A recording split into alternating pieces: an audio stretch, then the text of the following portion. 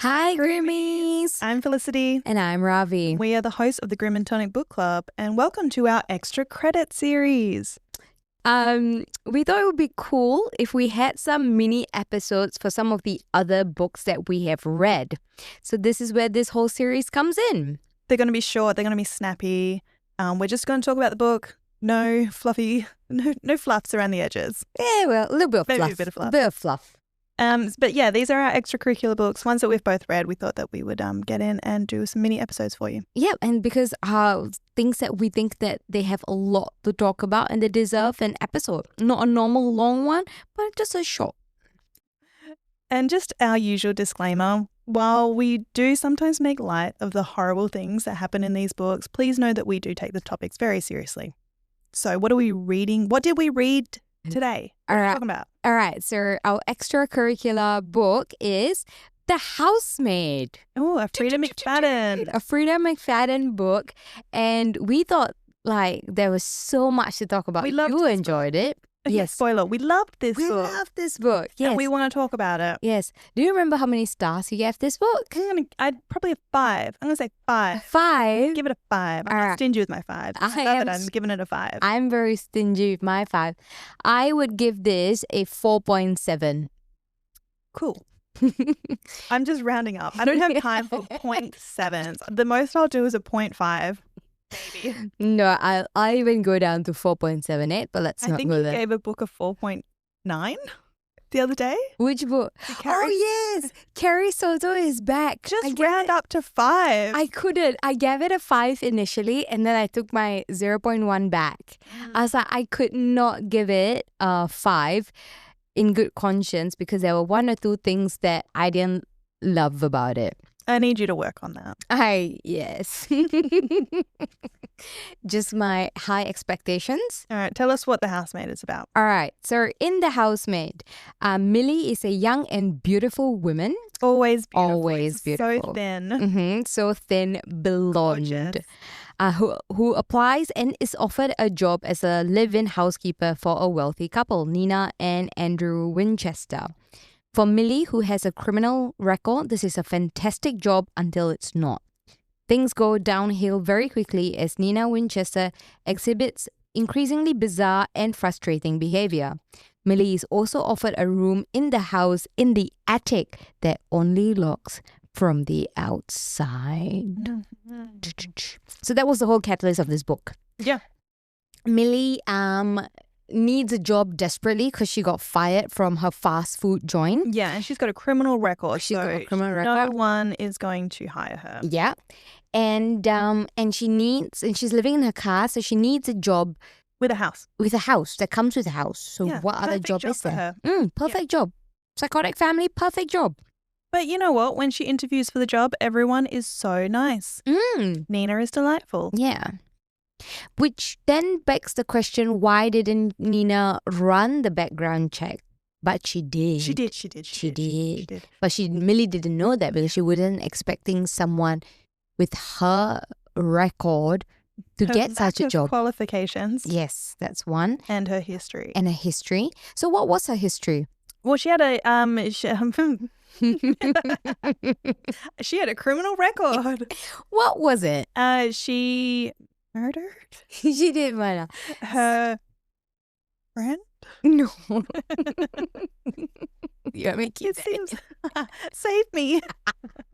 So Millie, this is why we work so well together. Enough details, kind of girl. So Millie was in prison for 10 years, 12 years actually rather, but then she left after 10, and that was because she had murdered someone who was trying to rape her friend. So they were at a house party. Her friend went into this room with this guy who was a massive dude. And then she found that a bit bizarre, if my memory serves me well. She went in and he was trying to rape her. She grabbed something and bashed his head in, not once, not twice, but multiple times until he was not recognizable anymore. And she went to prison. The bizarre thing about this is even though she had saved her friend was like, I'm no longer speaking with you because you Yeah, she killed was this quite guy. traumatized. It would be hard to come around to seeing someone get murdered in front of you. Yes, I get the trauma part, but to completely But also she did save her. yeah, you did say like completely. What's the word? What's the what wall? What's the word? Stonewall? I don't know. Stonewall? Stonewall? Is That that doesn't seem like the right word. white wall? That doesn't. Let's not go there. I don't think you can say that. Yeah. Yes. So, but yeah. So I found that very strange that her friends stopped talking to her completely. Completely blocked her out. Completely blocked her out. Probably didn't completely block her out. Probably just completely blocked out the situation. Yeah. Yeah. Just wanted to move on, move past it, even if that meant not speaking to Millie again. Yeah. And then then Millie serves her 10 years and then gets let out 2 years on good behavior, so 2 years earlier. And she's out on parole. So she has to meet certain conditions of her parole. And she almost, when she was working at a bar, not a fast food joint, sorry, previously. But when she was working at a bar, she almost got into a fight. Food joint. No, yeah, she did did. get that job. Yeah. So you do remember something. yeah. Oh my God. So at the bar, she almost beat someone because they were trying to harass her or they caressed her. Essentially, she's got a history of violence. Yes. And serving time, and Yes. she's not the most desirable hire. So when she gets offered this job in this beautiful house, somewhere to live, a really nice family, it ticks all the boxes, and she thinks she's finally found something that is going to turn her life around. Yes. Which at the beginning, we were all hoping it would. Yeah, that's how these books normally play out. And then, so she goes, so in her room, it's a tiny room, it's a tiny little attic. Tiny little window that doesn't open. It doesn't, it's painted shut. Yeah, it's the size of a paperclip. And also that tiny little fridge with two tiny fridge, two little tiny and a tiny closet with a tiny bucket. I'm just going to fast forward talk about the fridge a little bit. Okay. I can't believe she never drank the water from the fridge until she was locked in there by Andrew. It was just never. Yeah, you would think for months at some point you you get thirsty at night. In the middle of the night, she would go down for a glass of water. Very good sleeper. I don't know. No, she used to go down for a glass of water, but she wouldn't drink. She was water. hoping to run into the handsome, devilishly handsome Andrew, Mr. Winchester. But yeah, I was like, I would drink that water the first night. Well, she's got more restraint than you, I suppose. I think it would be wrong of us not to mention that this book has been turned into a film. So we've got a movie adaptation. I think it's coming out Christmas Day, maybe Boxing Day here. Oh. Yeah, coming out December. Are you excited for that? I'm actually really excited for that. Do you think that you're going to enjoy it knowing what happens in the end? I know I'm going to be disappointed because that's just how it always is with these books, but I am excited nonetheless. Yeah. How about you? My memory is very clearly so terrible that I will probably be surprised I will by the twist. Give you a refresher. We've got months to forget about this book. Oh, but you see, I think this is one of those books that you just can't forget. Yeah. Because it's so... Would traumatic be the right word here? It's surprising. Surprising, yeah. Yeah, but also traumatic for the women in this book. Yeah. Aside from Evelyn. We'll get to her. Let's talk about the characters and then we'll talk about the casting. Yes. So I want to know your opinion on that. Yeah. So the character, firstly, we have Millie. Lovely, sweet, history of violence. Millie, what did you like her? What did you feel about her? I think that sometimes you don't need to be the hero. That's my message for Millie. Let it go. Yeah, let it go. I liked her and her resilient spirit in the sense that no matter what nonsense Nina would throw at her, she would take it on the chin because I've got a job to do, so I'm going to do my job. Like, I respected that. Yeah, what she was receiving Yeah. outweighed what Nina was doing to her. Yes, 100%. But I just think that, just let some of the stuff go. You don't need to be the hero and the savior of It's all not your women. job. Yeah. Okay. Report him to the police. What do you think? I think Enzo could probably do with that. Do with some of that as well. Yeah. You don't need to be the hero. You don't need to. Actually, no, you do. You do. I liked Millie. I think she was sweet. And of course, as per all books go, she was thin and beautiful. And I love that in a character. Oh, she was gorgeous. Gorgeous. Even when she really tried to play it down and she wore glasses. Yeah. She was still stunning. She would eat whatever she wanted. Yeah. And she would still be stick thin, no ounce of fat. Prison will probably do that to you. Yeah. Oh yeah, I forgot it's been 10 years there. Yeah, true. But no, I liked her. I liked her vigilante shit. I liked that when it got to the end and she had to protect herself, she knew how to do that. Yes. That was fun. She was fun. Like, she wasn't fun the whole way, but the end she was fun. I liked that. Yeah. I mean, I like what she did. So who has been cast as Nina? Sydney Sweeney. Sydney Sweeney, yes. Sydney Sweeney. Yeah, I can see it. I can see it. I can see. Beautiful, blonde, stunning, gorgeous girl who also looks like she can stab you in the back. Yeah. Punch you. Yeah. Take you out. Mm-hmm. No, I can see it. I think that's great casting. And then we've got Nina. So Nina is your MVP. I love Nina. I don't understand why. Please explain to us why. Okay, so she was batshit crazy. And she did look as though she had bipolar disorder. Yes. But it was all a ruse. It was something that she cooked up to get herself out. I don't know if I condone allowing Millie to come in and sort of do her business for her. Like, that was a great plan. It worked for her. But maybe we didn't have to involve Millie in this. Yes. That was a bit rude. That was mean. But I just loved that she was unhinged and she was confident and she was vindictive and she was sometimes disgusting. She threw her soiled tampon on the bathroom floor so Millie would pick it up. How? It was, I mean, yes, but in my mind, she was like, Andrew can't do to me what he's been doing to me with Millie in the house. I'm going to make it like, I'm going to make him want to. I'm going to be disgusting. I'm going to let my roots grow out. I'm going to get fat. I'm going to just be disgusting and I want to see his eyes twitch. So I just loved her connivingness. Is that a word? It is now. She was an evil genius. It was fun. I wouldn't like her as a real person, but as a character to read in a book, I thought she was great. Yeah. I thought she was okay, but I thought she was just crazy. Crazy, get some help. But that was, of course, before I found out it was all a ruse. So when you're in part one and you're in Millie's perspective, she's annoying and mad. But when you get to part two and it really like flips it on its head, you feel bad for her. You go, I misjudged you, girl. Yeah.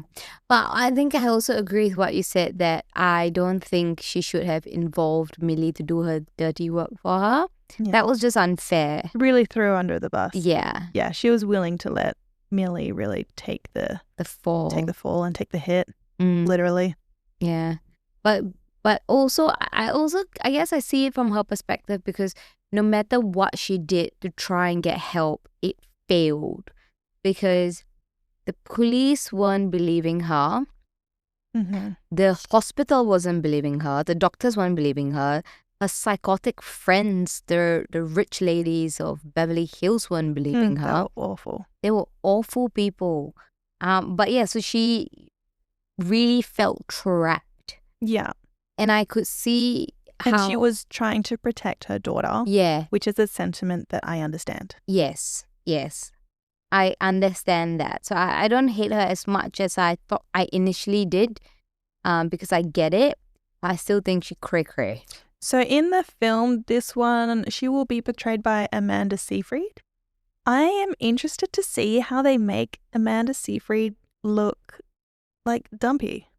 Yes. Because she is stunning. She is gorgeous. Yeah. Yeah, and she needs to gain like 20 pounds, be a size 16. Yeah. Grow her. Oh, the roots part is double. That's easy. I believe her acting is good enough that she can portray like a mad woman, and it's just the weight part. I think it's great casting. She's a great actress. Yeah. And I'm sure she will do it justice. But Millie is portrayed as being not the most, beautiful, stunning, attractive girl. Yeah. And she used to be. She really let herself go. Yeah. And yeah, curious to see about that. Before we talk about Andrew, shall we talk about Cece? Okay, Cece is their daughter. Cece is it's just Nina's daughter. Just Nina's daughter, and Andrew came into the picture after she had Cece. While Cece was an infant, she had to go back to work. Yeah. Which sad. And then Nina was working for Andrew, and that's how they met. Yes, Andrew's. See, I remember things. Boss's boss. So she wasn't directly working for the company. Well done. Big boss. Well done, Flick. Well done.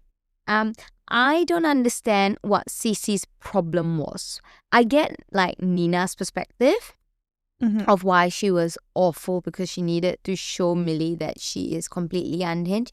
Cece, what's your problem? Well, I think her problem was that her mom was getting beaten. Just to point out the obvious. But why?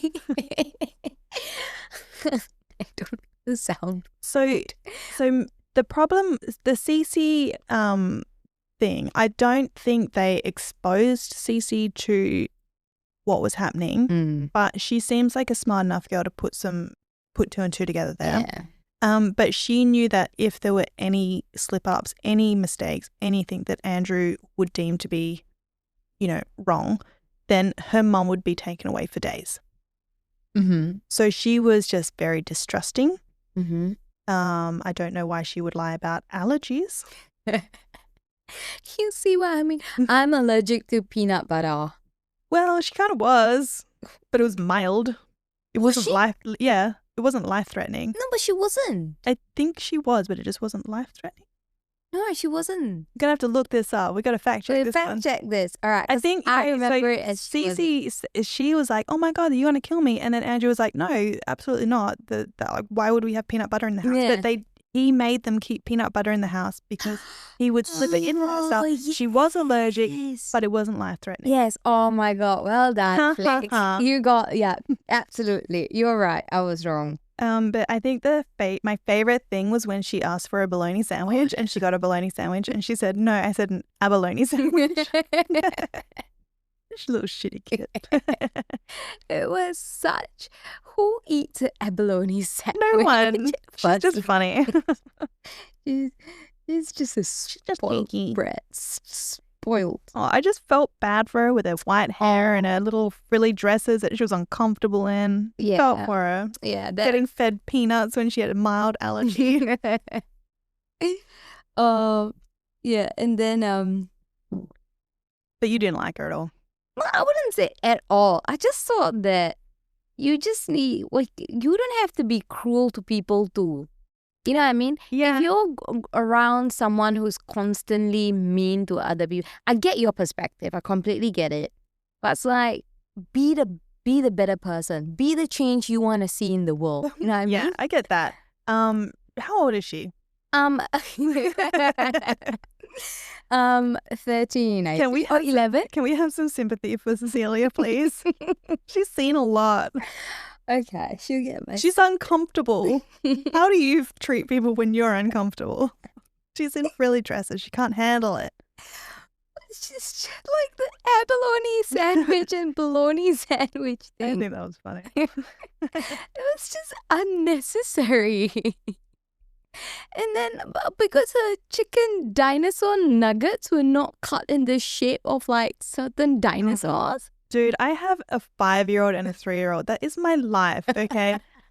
You don't serve them dinosaur nuggets that are missing legs or missing tails. Really? Yeah. Oh God. You just got to let these things go. Maybe one day. Tell me about Andrew. Andrew.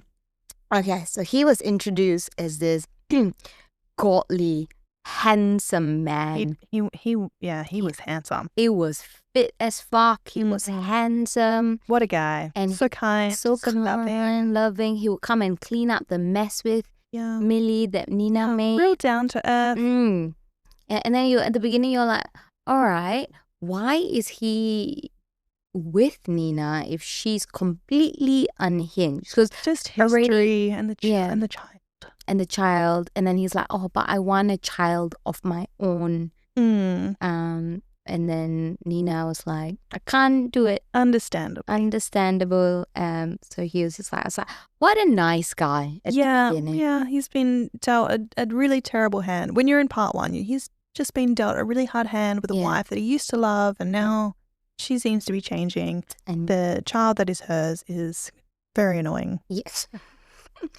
And then we are like, oh, well, Andrew. Yeah, he really needs some love. He should really be with Millie. But then we realize in part 2 that it's not Nina. He's the devil in disguise. He is the devil. So what are some of the things that he did to Nina at the beginning? No, you tell me. Well, you have the better memory in this book.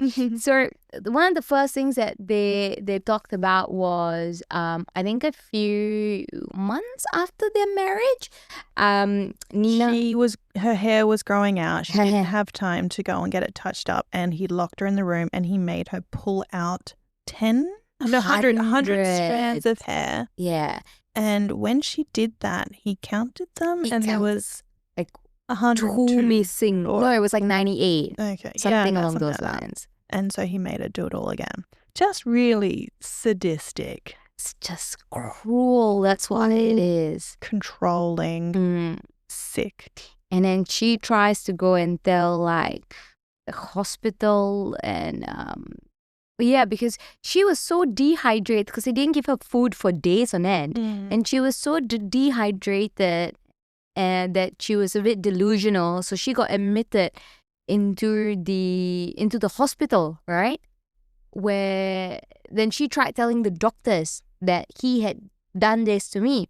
And he's like, I absolutely did not. So the police came, looked into the room, and whatever she described wasn't there. The whole attic was filled of papers and stuff. And she's like, he made her question herself. Like, sure.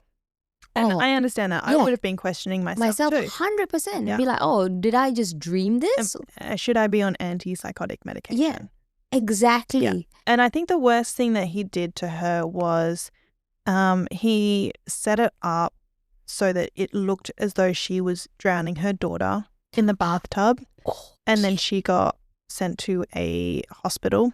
For months.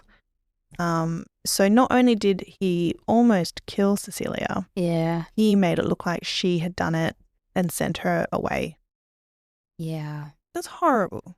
Where are you finding all this time? Like, aren't you... That's what being a big boss is, you know? Oh my God, yes. I actually did forget about that bathtub scene. What an absolute... So she was worried that she would get put away again. Yes. And that she wouldn't be around to protect her daughter. And then he constantly did that to her. Like for the most trivial thing, he would lock her up for days. Yeah. Yeah, it would, something would just trigger him. And that's where she came up with the plan together with Enzo. Enzo was the gardener who spent too much time at their house. Well, they did have a big garden. Yes, the largest one. And a beautiful garden. But yeah, the plan was to get a live-in maid so that he couldn't continue to do that Mm-hmm. to Nina. Yes. And Which and worked. it did work. It all worked out. It all worked out very well for Nina. Because Millie had a history of violence. Yes. She was hoping that Millie would sort out the Andrew situation. I did it again. Which she did. So Nina had left the house because Andrew had kicked her out. Because he was like, I've had enough. Get out of my house. Because him and Millie started sleeping together. And Millie was over the moon. She's like, this is going to be my house now. I'm going to be queen bee here. She fell in love immediately. She had 10 years of no loving. No. She tried it on with Enzo. Oh, she did. That was cringed. hilarious. I And Enzo was like, ugh. He Enzo's ran. Enzo's being played by, I can't remember his name, but the guy from 365 Days. He is fine. I haven't seen it. I have to take your word for it. You should watch it. Okay. It's trash. No, thank you. You watch it. But yeah, so she was thirsty. And not just thirsty, she was thirsty. thirsty. Yeah, she found a nice one as well. And she thought she really found a nice one, all complete package. Yeah. Home, money, good-looking husband. History, did and accepted Yes. it anyway. Yes. Yeah, she thought she'd hit the jackpot. She hit the jackpot. But jang. Instantly regret. Instant regret. So the first day that Nina leaves the house, Andrew's like, you're not the maid anymore. You're not the housekeeper anymore. You don't have to clean. Just enjoy yourself. And she's like, all right, I'm just going to read some books and magazines. Does some reading. Puts them not in the right order, just on the coffee table. What a monster. And Andrew comes back and it's like, you bitch. You didn't put the books back. And then he... Straight to the attic. He sleeps with her. He has sex with her in the attic. And they both lie down and she passes out because of such a great session. Yeah. Good for her. And then when she wakes up, because she really has to pee... She's locked. She's locked. Yeah. And then she realizes that Andrew has locked her from the outside. And the torture starts. Yes. So what does she have to do to herself? So she had to keep a book on her stomach. her abdomen area for 3 hours. Mm-hmm. At first she refused to do it, but then she had to do it because she didn't have a choice, because he wouldn't let her out. So, and because this trick has worked with Andrew so many times, he was like, yep, I'm going to do that. So I think she really relieved herself in the bucket.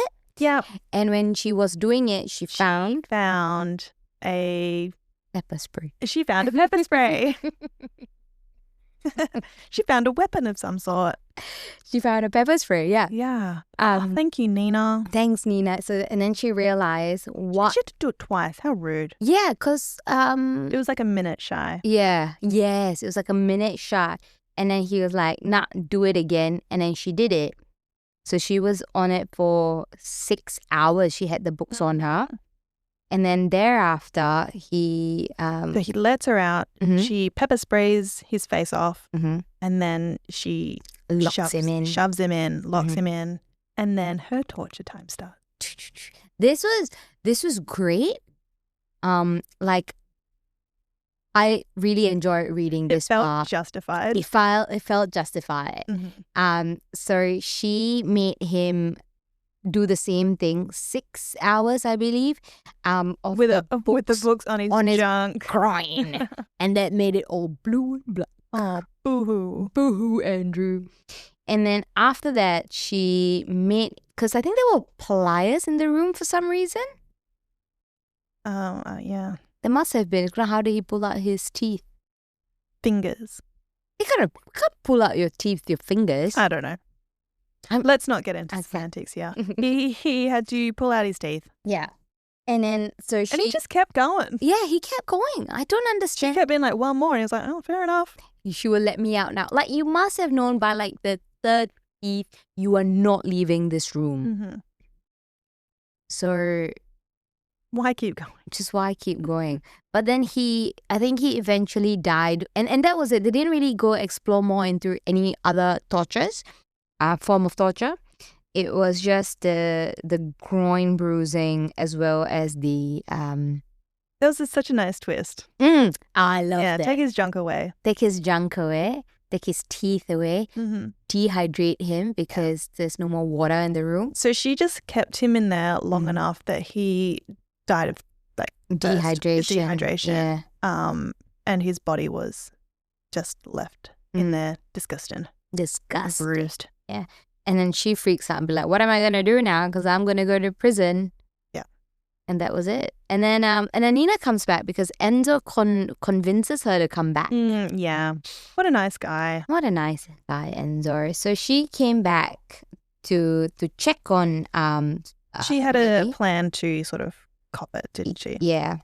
Yeah, she was going to take it.